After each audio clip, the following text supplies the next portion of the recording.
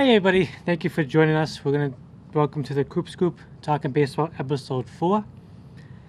So I want to start this episode. I want to talk about one of the wildest World Series games that was ever played in recorded history. So this game was in Game 4 of the 1993 World Series. It was between the Toronto Blue Jays and the Philadelphia Phillies. The Blue Jays won the game by the score of 15-14. Like I said, it's considered to be one of the most epic and wildest World Series game ever played. So, fascinating thing about this particular day, when this game, all day before this game was played at night, it was raining all day in Philadelphia. And at the time, the Philadelphia Phillies played in an artificial turf stadium called Veterans Stadium. And many feel because it rained all day long, that it's likely the reason why maybe field conditions were unsafe and slippery, why 29 runs were scored in this particular World Series game. Nobody really knows that was with us the theory. It's never been proven. So for the Toronto Blue Jays, their manager at the time, they had a guy named Cito Gaston, who was considered to be one of the greatest Blue Jay managers in history. He decides to go with rookie Todd Stoudemire to start the game. For the Phillies, they had a guy named Jim Fugoshi as manager. He goes with a guy who was named as Tommy Green, kind of a little more unknown. But anyway, because it rained all day in Philadelphia, the stadium was waterlogged because it was an artificial turf. So the first inning of this particular game was kind of wild. So at the top of the first inning, the Blue Jays had loaded the bases against Tommy Green. They had a double, a walk, and a single. So Paul Molitor, Hall of Famer Paul Molitor, had drawn a walk, which forced in a run, followed up by a 2-run single hit by Tony Fernandez. So we're in the top of the first inning, the Blue Jays now have a 3-0 lead. So in the bottom of the first, the Phillies rally. They load the bases against Todd Stoudemire on 3 consecutive walks. Jim Eisenreich comes up next. He ends up walking with the bases loaded, forces in a run. Now this makes it a 3-2 game. A guy who was a little bit more unknown to many people is a guy named Milt Thompson. I never heard of the guy. He was apparently played left field in this game. He had a big game anyway. First pitch he sees, he ends up having to clear the bases triple for someone. Apparently, from what I was able to gather, the ball was kind of, when he hit the ball, the outfield was kind of, because of the waterlogged conditions, the ball was acting all up, and the outfielders couldn't get a handle on the ball. So it resulted in a clear the bases triple. So when the first came to an end in this particular game, the Phillies had a 4-3 lead. The 7 runs scored in that first inning are the most runs ever scored in the first inning of any World Series game in history. So the scoring, like I said, this is a wild game, so scoring continues the scoring would continue for the Phillies. Going into the bottom of the second, the Phillies leadoff hitter Lenny Dykstra hits a 2-run home run. And Phillies get another run in the inning. They now have a 6-3 lead when that inning came to an end. The ball that Lenny Dykstra hit was said to be so waterlogged that when a fan went to catch it, the fan completely got soaked. Whether or not that's true, nobody really knows. But because it rained all day, it's likely the cause. The scoring continued going into the third inning, top of the third inning, after a 1-out walk and a single. Tony Fernandez and Pat Borders each driving a run, run each with a single. So the Phillies get out of the inning. Well, I shouldn't say they get out of the inning, but the inning continued. Jim Fugoshi decides to take out his starter Tommy Green from the game, brings in this unknown guy named Roger Mason to take over. So as Roger Mason takes over, he gives up 2 runs, a 2-run single to the Blue Jays center fielder Devon White. So when the top of the third came to an end, the Blue Jays have a 7-6 lead. So there's still a ways to go. So you go to the bottom of the fourth. The scoring continues. Lenny Dykstra, who's considered to be a hero to many Philadelphia Philly fans, Al Leiter comes to the game. Al Leiter now is in the game for Todd Stoudemire. So both starting pitchers now out of the game at this point. Lenny Dykstra ties the game with an RBI double. Comes off of Al Leiter. Al Leiter struggled in the 4th inning. So an outlet gets the side out after the fourth inning. So when the fourth inning came to a close, the score is now tied at 7 apiece, which 14 combined to 14 runs after 4 games in any World Series game is considered to be the record for most runs scored in the first 4 innings of any World Series game. The scoring continues by the Phillies. Going to the bottom of the fifth, the Phillies rally. They score 5 times in the bottom of the fifth. They get a 2-run home run by catcher Darren Dalton, who was a big RBI home run guy at that time. The Phillies, like I said, they didn't have a great home run hitting team in this particular season. Again, Milt Thompson, who had to clear the bases triple in the first inning, comes up with an RBI single. And then Lenny, followed by a home run hit by Lenny Dykstra. The home run hit by Lenny Dykstra in this one was the second home run of the game. When Lenny Dykstra said that when he hit the ball, he didn't expect it to go over the fence for a home run because he said the ball was so waterlogged. He felt like his bat had split into 4 different pieces because the ball was so waterlogged. So halfway through the game, so after the fifth inning came to an end, the Phillies now have a 12-7 lead.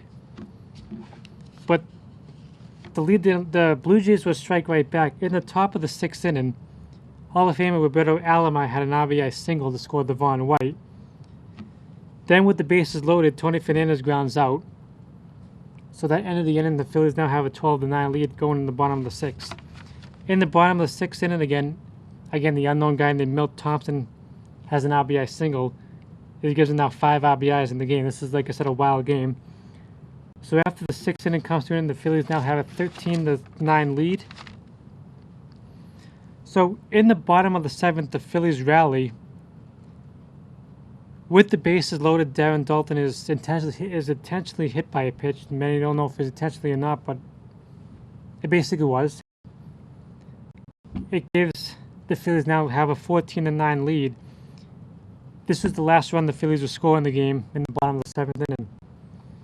So the top of the eighth inning was kind of wild. The Blue Jays would end up scoring 6 times in the top of the eighth inning.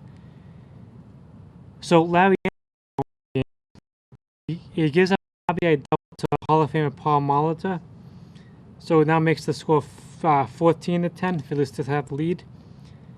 So Larry Anderson is now replaced by Mitch Williams, who Philly fans did not like Mitch Williams for whatever reason. Maybe it's because he's too wild on the mound. But Mitch Williams was later known for giving up the game-winning home run in the World Series officially. He gives up an RBI single to Tony Fernandez. Now the game is now 14-11 with the Phillies to have a lead. So with the bases loaded, Hall of Famer Ricky Henderson gets a single. So Devon White then gets a single. It gives the Blue Jays the lead. It's now 15-14 after 8 innings. Obviously, no team scored in the 9th inning. Dwayne Ward, I guess his name, he would go on to get the save for the Blue Jays. He went on to get a full-out save. He retired the last 4 Phillies in this game. Mitch Williams gets credited with the blown save as well as the loss. So, records that were set in this World Series game. This was the longest World Series game ever played. It went on 4 hours and 14 minutes.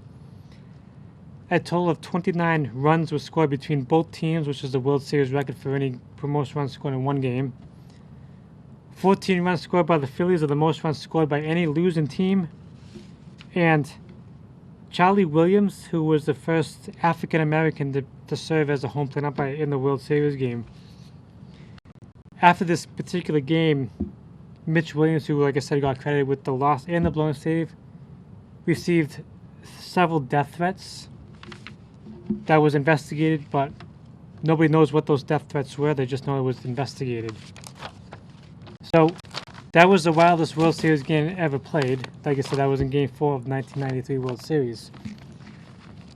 So we're now going to switch gears. We're going to now go talk about somebody who probably could have been a Hall of Fame player, but didn't result in a Hall of Fame player. We're going to go to...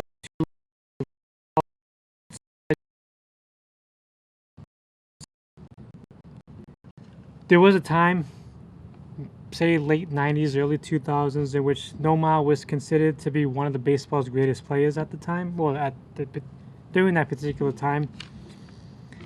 He has some great seasons with the Red, obviously all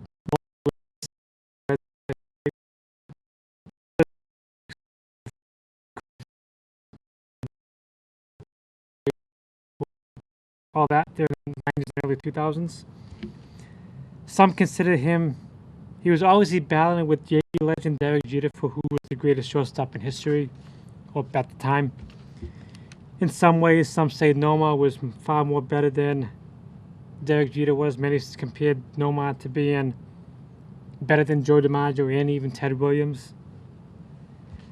The thing with Nomar is he had a solid baseball career, but it's not worthy of Hall of Fame credentials because he didn't live up to his full potential. So the question is, what happened to Nomar that caused his downfall? There's been some speculation between injuries and steroid use and the issues he had with the Red Sox on his way out. But for Nomar, his Major League Baseball career began. He was a first-round draft pick by the Red Sox in the strike shortened season in 1994. He made his Major League debut 2 years later in '96. He appeared in a little over half a dozen. I think he appeared in 28 games. Didn't really even hit 4 home runs in that time. And when he first came up in '96, but his rookie year is considered by baseball standards was in 1997. In '97, he broke it out, established himself to be one of the greatest players in the game at that time. That particular year, he had 3 different hit streaks that went over 20 games. He had a hit streak at 22 games, one that lasted 23 games, and one lasted at 30 games. In '97, he led the league, or American League, with 209. He ended up hitting .306 for average and also recorded 30 home runs. His 30 home runs were the most home runs ever hit by a Red Sox rookie to this day. Nobody has been able to come anywhere close to hitting 30 home runs as a Red Sox rookie. And he was obviously the unanimous pick to win the American League Rookie of the Year in 1997. 1998, the following season, is considered to be his best statistical year for Nomar. Some say he had an unbelievable year in 1998. He would go on in '98. He would finish with a .323, 35 home runs, which is a career high, and 122 RBIs, which was also a career high for him. Many say he was protected, obviously, in the lineup with Mo Vaughn at the time. So Mo Vaughn obviously walked away from the Red Sox after 1998. So after Mo Vaughn's departure from the Red Sox in '98, for the 2 years without Mo Vaughn win Boston, '99 and 2000, Nomar would win the batting title with a .357 average in '99 and again in .372 in 2000. The American first hitter since Joe DiMaggio that went back-to-back AL titles.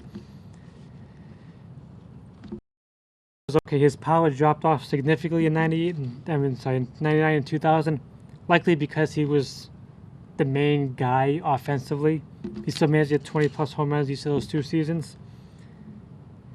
When the 2000 season came to an end, going in 2000, Ted Williams once said, getting in the 2000 season after Nomar won his batting title in 2000, that if anyone had a guy to do it, because he hit .372 in 2000, it's the highest average ever since Ted Williams hit .406 in 1941. But when the 2000 season came to an end, there was some wildly speculation that Nomar may be even better, maybe the greatest hitter to ever play the game. That's how good he was after the 2000 season. The downfall for Nomar would officially begin in the spring of 2001 when he suffered a wrist injury. That wrist injury kept him out for the majority of the 2001 season. Going into the 2001 season, the Red Sox made some additions. They signed Manny Ramirez to a long-term contract to give Nomar some protection in that lineup. They were going to move Nomar to bat third, have Manny Ramirez bat fourth to give Nomar some more bats.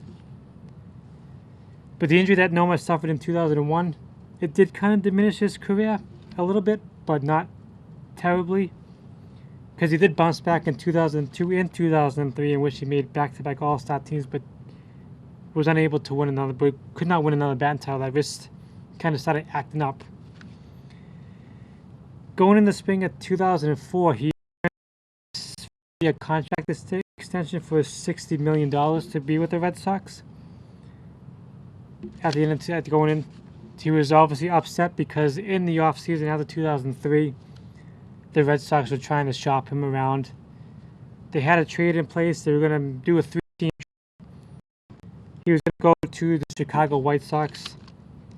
Red Sox were going to pick up Alex Rodriguez. Manny Ramirez was going to go to the Texas Rangers. And then the Red Sox were going to pick up Magriel Ordonez as well from the White Sox. Noma was kind of upset with the Red Sox after 2003 because Alex Rodriguez at the time was the top offensive shortstop in baseball. Noma was number 2. So he was kind of offended that the Red Sox would trade one of the top, would trade him for elite, better offensive shortstop at the time. Trade didn't go through. Trade fell through. Alex Rodriguez ended up getting traded to the Yankees instead. So going into 2004, some say maybe over workout, trying to get ready for the 2004 season. He went into spring with an Achilles issue, and this Achilles issue would continue for the rest of his career. So because of the issues he had with the Red Sox in 2004, Noma was given a chance to start his baseball career over, with the Red Sox kind of pushing. Obviously, 2004 was the memorable season where the Sox picked the 86-year-old curse. In the middle of 2004 season, the Red Sox trade Noma in a 3-team trade. He gets shipped to the Chicago Cubs for an opportunity. He saw it as an opportunity to start over in a new city. The Cubs were not a playoff team in 2004. He was away from all the drama and tension going on between the Boston city and the media surrounding him and in Boston at the time. So he finishes the 2004 season with the Chicago Cubs. However, throughout his time with the Cubs in 2004, his Achilles continued to be an issue for him. And going into 2005, that Achilles started getting worse and worse. He missed 100 games in the 2005 season with the Cubs. He only played in 62 games and barely hit over 280 in 2005. So he hit free agency after 2005, and the Cubs were trying to figure out if they should keep him or not. They didn't want to sign him to a long-term contract because of the Achilles injury. Noma was looking for a long.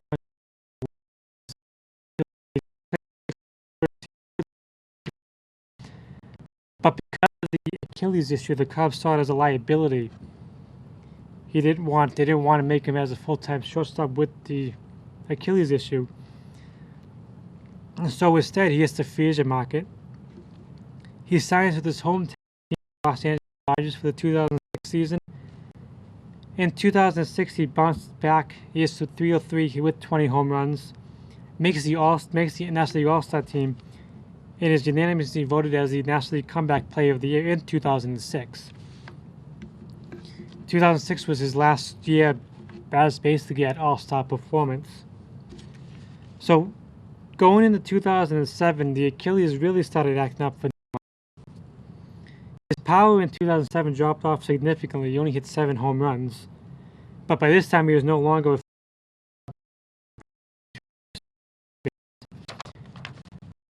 of being upset with the Dodgers at the time because he wanted to play shortstop at the time. So this has been because he felt shortstop was his natural position. He didn't want to play first and third base. Dodgers they put him at shortstop because of his injury. He couldn't really run that well. That's why they put him at shortstop. So he's having a down season. In 2008, the Dodgers decided, because of the Achilles injury, they decided to strictly use him as a first baseman. We won't have to run that much. He was kind of upset with his hometown team, the Dodgers. He grew up rooting for the Dodgers. He was a Dodger fan growing up. So he wanted to stay with the Dodgers. He was upset about being a first baseman. Still wanted to play shortstop. But the Achilles injury that he was dealing with, since he's been dealing with, still getting worse. In 2008, the Dodgers decided they're not going to renew his contract. He hits the free agent market. So in 2009, he ends up, the Oakland Athletics take a gamble at Nomar. They sign him. They strictly use him as a designated hitter because by this point he can't field at all because of his Achilles injury. He can't field. He can't do anything related to the field. He could swing. He could still hit. So he's the Athletics says the only willing to give him a contract. Many thought he could. Many thought he should have come back to Boston, but because of didn't come back to the Red Sox. Many thought he should have, but he didn't. So he ends up playing with the Athletics as a full-time designated hitter in 2009. When the season came to an end, the Athletics were way out of contention. They were last place team in 2009. He decides to call it a career after the 2009 season. So, the downfall for why Nomar is not considered a Hall of Fame player. So, what Red Sox fans was because they saw Nomar at his prime and at his peak. They can't figure out how Nomar's the skills decline so rapidly. There's some theories about obviously the Achilles injury that he was dealing with. He's been accused of steroids. That hasn't been proven, but it has been accused of steroids.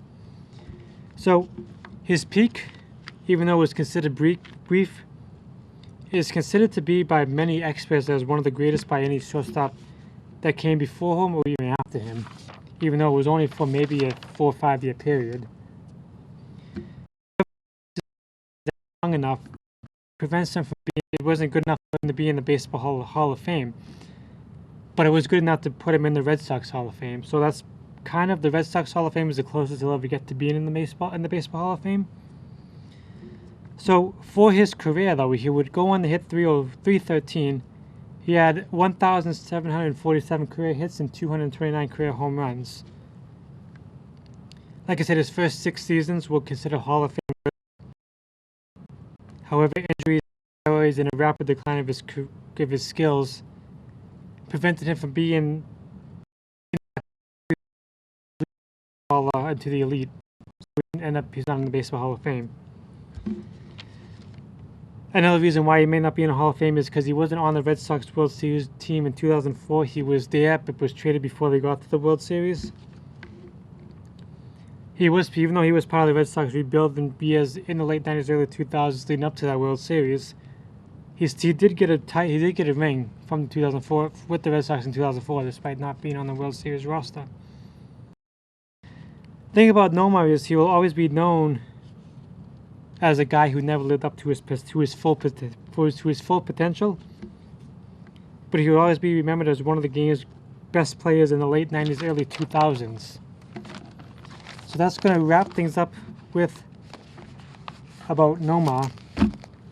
So since we're talking about the Red Sox, we'll keep it at Red Sox stuff. So we'll talk now about a guy named Pedro Martinez, who is considered one of the greatest pitchers that ever to wear a Red Sox uniform. So obviously he was teammates with Nomar as well. So Pedro was born on October 5th, 1971. He is listed at 5'11" from the Dominican Republic. Obviously, he played for 5 teams. He played from 1992 to 2009, total of 5 different teams. His time with the Red Sox in 98 to 2004 is considered one of the greatest runs by any Red Sox pitcher that ever came before or after him. So he won 219 career games, lost exactly 100. His ERA was at 2.93. He had 3,154 strikeouts. Probably his most memorable season came in 1999. He had over 300 strikeouts. Probably be the last pitcher ever known to have 300 strikeouts in a single season. He did get his World Series ring like Nomar did in 2004. He was on that Red Sox team in 2004. He won a Cy Young Award in 1997, his first with the Montreal Expos. 98 and 2000, he was with the Red Sox. He was a Cy Young Award winner with the Red Sox in those 2 years, just like Nomar was the batting title in 99 and 2000. He led the league in strikeouts in 3 different times, coming in 1999, 2000, and in 2002. He won the Major League Baseball Triple Crown winner for pitcher because he led the league in wins, strikeouts, and ERA in 1999. He won over 20 games in 1999 as well. He led the major leagues in ERA in 1999, 2000, 2002, and 2003. minor league player of the year in 1991 with the Dodgers.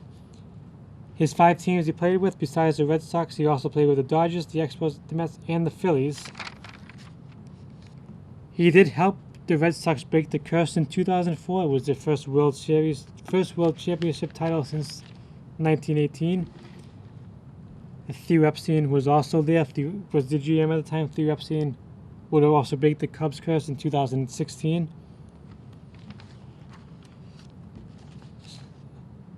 So then we'll switch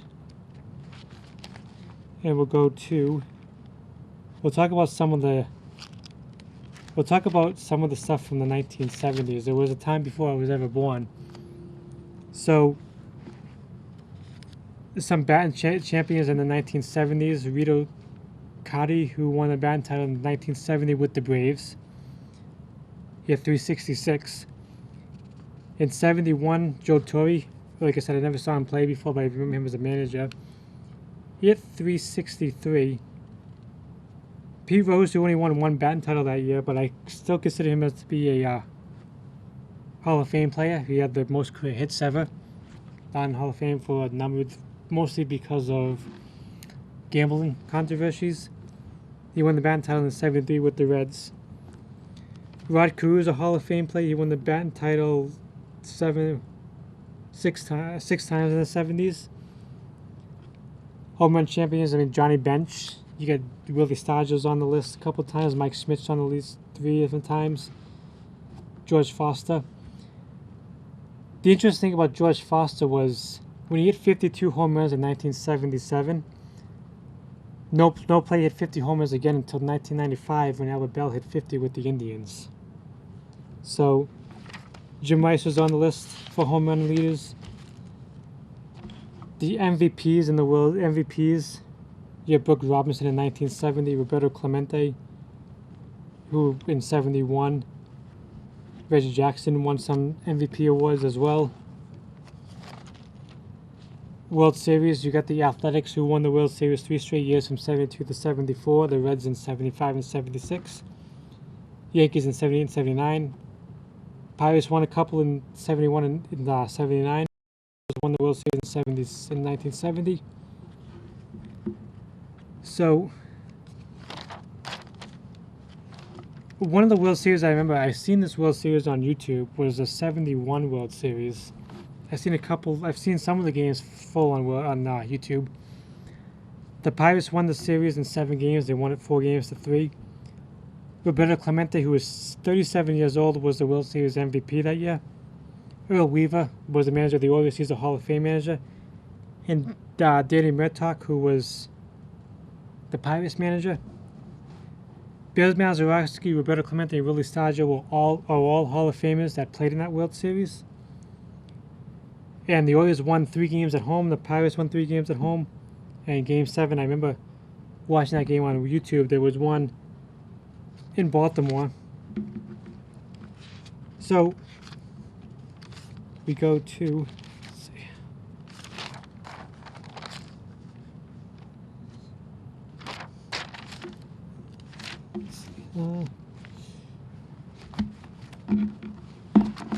So we'll switch back to we'll talk more about the Atlanta Braves now. Some of the stuff that we didn't mention in the previous episode. So in their time in Boston, which was from 1871 to 1917, they were considered to be the baseball's team, and obviously established as in 1971. They played their first game in 1876 when they defeated the Philadelphia Athletics in their first game ever. So 1914 is considered to be a miracle season for the Braves. They had a memorable season in the 1914 season. They started off 4-8, and then they lost. And then in July, they lost both games of a doubleheader, putting their record at 26-40. And then they ended up going on like a miraculous tear. They ended up going 41-12 from July to September. to end up moving in the first place. They ended up going through September and early October with 25 wins and 6 losses. They obviously they ended up going to the World Series against the Philadelphia A's, and which obviously they played well in that World Series. They played at, obviously, since they were still playing in Boston, they were playing at Fenway Park as their home stadium. So at the time, you had the Red Sox and the Braves playing at the same stadium. So when they moved to Milwaukee, when the Braves moved to Milwaukee in 1953, they drew over almost 2 million fans. Their first season in Milwaukee, they won 92 games and lost 62. And then they picked up in the 1950s. They picked up guys like Eddie Matthews and Hank Aaron. Matthews and Aaron, they combined, they had over 1,000 career home runs between the two of them. They had guys like Joe Addick and Warren Spahn as well.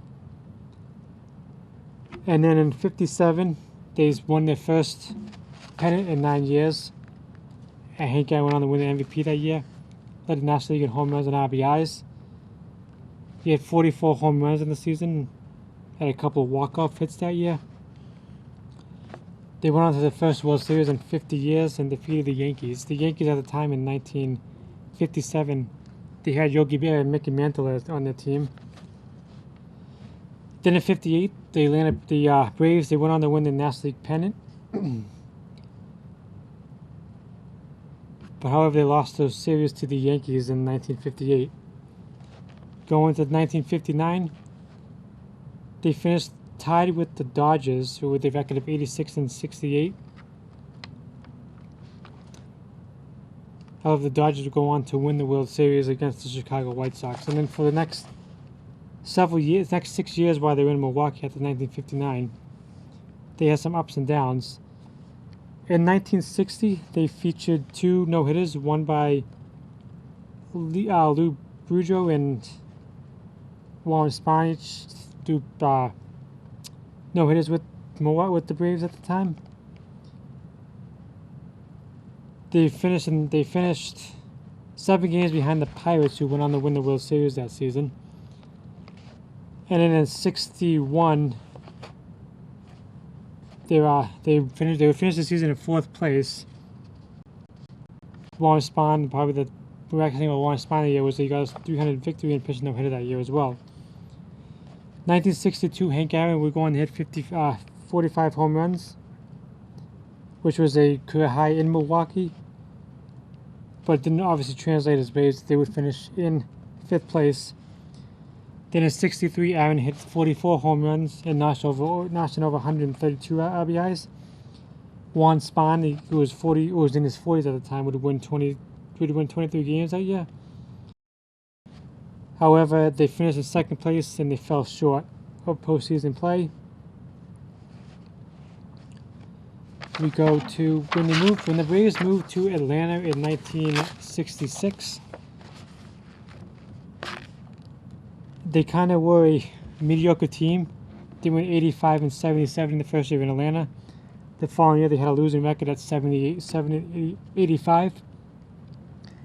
'68, they went 81 and 81 for even 500. The '67 season, however, is considered the first losing season by the Braves since the '52 season, which was the last year in Boston. And then in '69, they won their first ever National League West Division title before being swept by the Mets that season. They had some achievements that year. They had, obviously, Hank Aaron was still around. He ended up hitting 40 home runs that season. By the end of 1973, Hank Aaron had 713 home runs, which is one short of Babe Ruth's all-time record. So then the very next season in 1974, on opening day, he would go on to break Babe Ruth's all-time record on national TV, in which he hit a home run off of Dodger pitcher Al Downing to left center field. And then at the end of 1974, he was traded to the Milwaukee Brewers. So, a guy named Ted Turner, who obviously Turner Field, which the Braves played on for most of my time growing up, he purchased the Braves in 1976. They had the stadium. They had a new stadium. They moved in. The stadium was named Turner Field, which the Braves played at Turner Field till recently. I believe it was 2017 when they left Turner Field. However, at the time, the Braves had a stadium they were playing. It was called Atlanta Stadium, but they renamed it Atlanta Fulcrum County Stadium. In 1977, Ted Turner appointed himself as manager, but however, he had to relinquish that position because it wasn't right for an owner to also become a manager of the team at the same time. So, obviously, like I said, we talked about it last episode. He would later bring in Bobby Cox in 1978 to manage the team. So, one of the biggest things that that Turner would do with the Braves was he would pick up on Dale Murphy, who would go on to hit 77 home runs in 3 seasons. But Dale Murphy was a guy who played catcher and first base, but since the designated hitter rule did not exist at the time in the National League, it was decided to move Dale Murphy to center field, which he showed excellent range and became a very good center fielder for that time. Since we talked about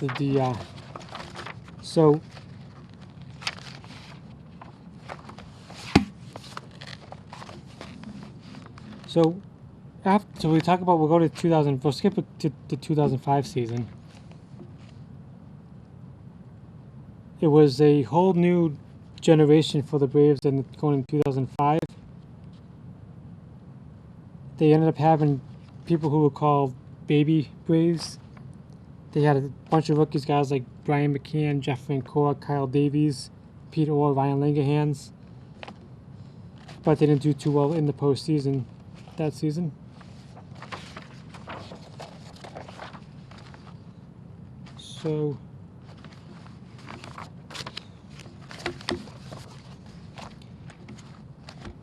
So, in 2014 for the Braves, they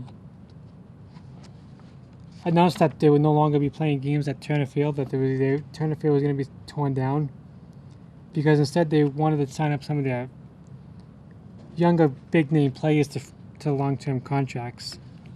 However, they would go 79-83 that year, and it was their first losing season in a long time. So, before the start of the 2015 season, the Braves had fired their GM, Frank Werner, and replaced him with John Hart. John Hart is well known for his time with the Cleveland Indians. John Hart drafted guys like Albert Bell, Manny Ramirez, Carlos Baerga, Kenny Lofton, Jim Thome, who that could probably go on forever, but all the guys that John Hart brought in with the Indians.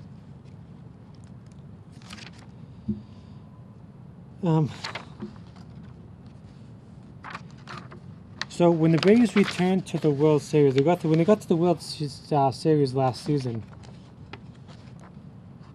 When was the World Series? They weren't expected to win the World Series last year. I think it was in July, they had a losing record. And they turned it around to have an incredible one. They won, I want to say it was like 60 games in the last, maybe 80 games last season to turn around to get to the World Series. When they won the World Series last year, it was their first World Championship since '95. One of the things that the Atlanta Braves have known, especially the fans, is the tomahawk chop, which, because of the whole controversy with racism and discrimination being a big thing in America today, many find the tomahawk chop now offensive. So the tomahawk chop was developed by the Braves in 1990, by the fans by the Braves in 1991, by Braves organist Carole King, who played the tomahawk song during Braves guys came up to bat. Obviously, like I said, the tomahawk chop is led to criticism by many Native American tribes in that area, and obviously the Braves as well. So it's been some controversy since then. They still do the tomahawk chop in Atlanta, but they have to kind of be careful about it. So the Braves, in their franchise history, have had two captains. The first was Bob Horner, who was captain from 82 to 86, and Dale Murphy from 87 to 90. So, like I said, the Braves, since they had that great run under Bobby Cox, they have a lot of numbers retired. They have in total 11 numbers retired. Most recent number they retired was number 10, which is Chipper Jones. They retired his number in 2013. They've also retired number 29 in 2012. That was John Smoltz. They retired Bobby Cox in 2011. He wore number 6. Number 47, which is Tom Glavine. They retired his number in 2010. Number 31, which is Greg Maddox's number, was retired in 2009. They have number 44, which is Hank Aaron's number. Number 3, which is Dale Murphy. Phil Niekro in 1934. Eddie Matthews in 41. Warren Spahn in this number 26. And every single team has number 42 retired on a Jackie Robinson. So, every single player that has their number retired in Braves history is all in Hall of Fame with the exception of Dale Murphy. Many feel that Dave Murphy should be considered in the Hall of Fame, but unfortunately he's not. So, some notable players that the Braves have had that people have heard of are guys like Eddie Murphy, Enoch Slaughter, Warren Spahn, Hank Aaron, Bobby Cox, Tom Glavine, Chipper Jones, Phil Niekro, Greg Maddox, Gaylord Perry, John Smoltz. They're all Hall of Fame players.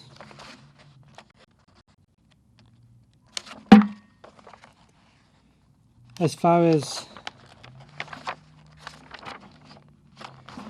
their broadcast is concerned, for me growing up, I remember the Braves being on TBS. They would play, they didn't play all the games on TBS, but they played a majority of the games on TBS. So I had a chance to see a lot of Greg Maddox and John Smoltz and Tom Glavine pitch a lot, which I enjoyed watching all three of those guys pitch. And we got to see that for such a long time. So I do remember Chip Carey. He's been a regular broadcaster for the Braves for such a long time. And also remember Joe Simpson. He's been with the Braves. He's been a commentator for the Braves since '92. The Braves, they began playing on TBS in 1972, and they would go on till 2007. I'm not sure what the reason why they stopped, but they switched to Fox Sports South, which obviously is not not on national cable.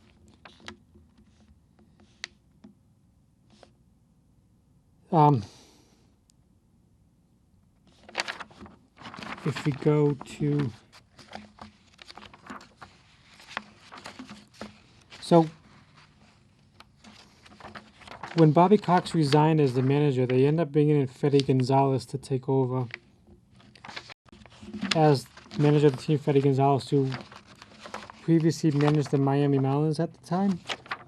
The Marlins had just gotten rid of Freddie Gonzalez. So Freddie Gonzalez was named successor of Bobby Cox 2 days after the 2010 season came to an end, in which there was some controversy as well with Freddie Gonzalez taking over as the manager. We know that they fell apart. The Braves fell apart in the 2011 season. They led the NL wildcard for most of the 2011 season, but they kind of fell apart in the final month of the season. They ended up struggling mightily, but they would go 9-18 in the final month of the 2011 season. They lost the wildcard spot.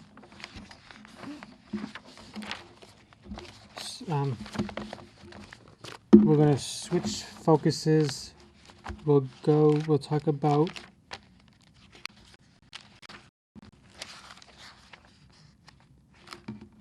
we'll talk about baseball during the 90s, during the time that I was alive and growing up.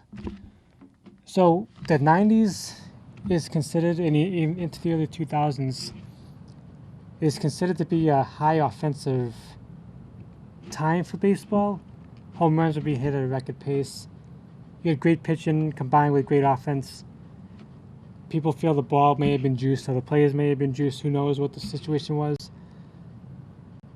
I know that in 1998, I remember, I think there was 5 or 6 guys in 1998 hit over 50 home runs, which has never been done before, hasn't been done ever since then. That was a great year that McGuire and Sosa had that great home run chase for almost the entire season.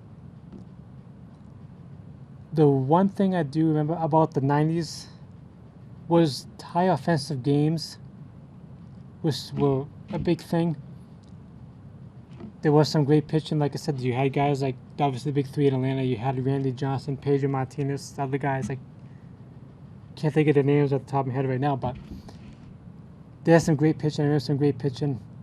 Like I said, I remember the great offense. There was some great defense. You had guys like Ivan Rodriguez, Roberto Alomar, Ken Griffey Jr., Andrew Jones, probably the greatest defensive players I saw at that time. You had the Yankees dynasty that began in the late 90s and that lasted through 2001. You had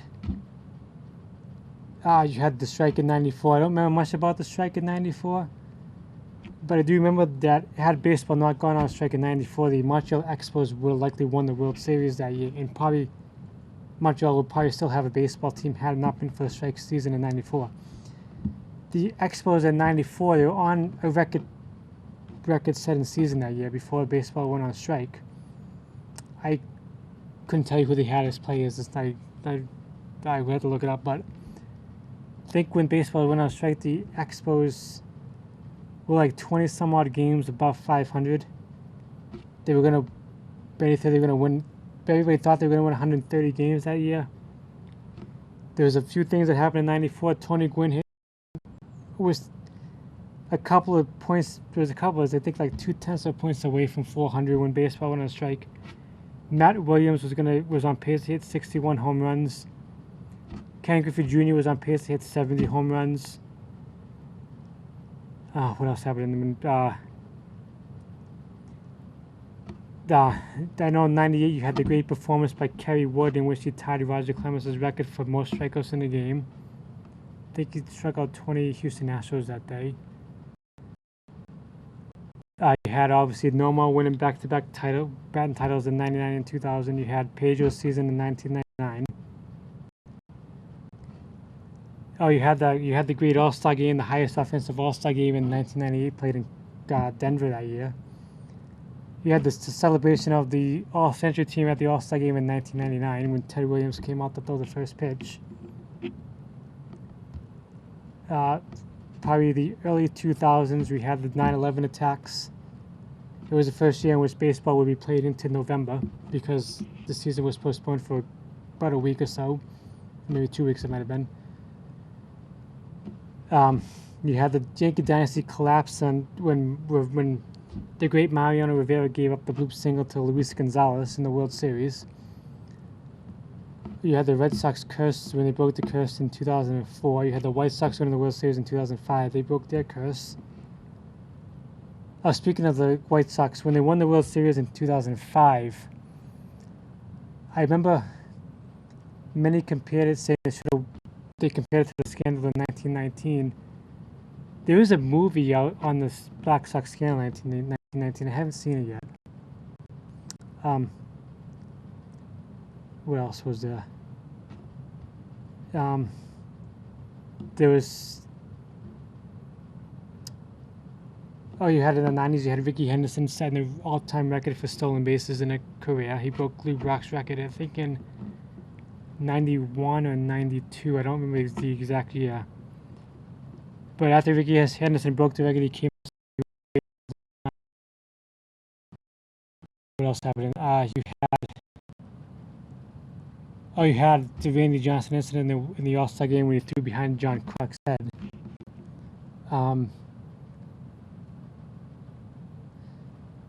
Let's see. What else was there? You had...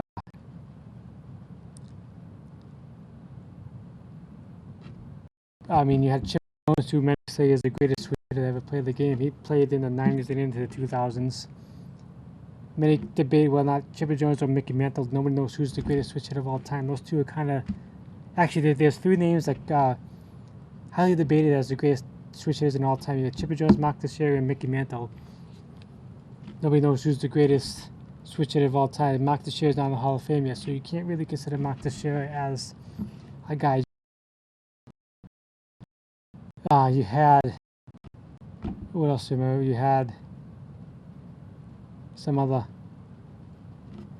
Manny Ramirez and David Ortiz, they were teammates together. 2 minutes. 2 minutes. And, So Eddie Murray.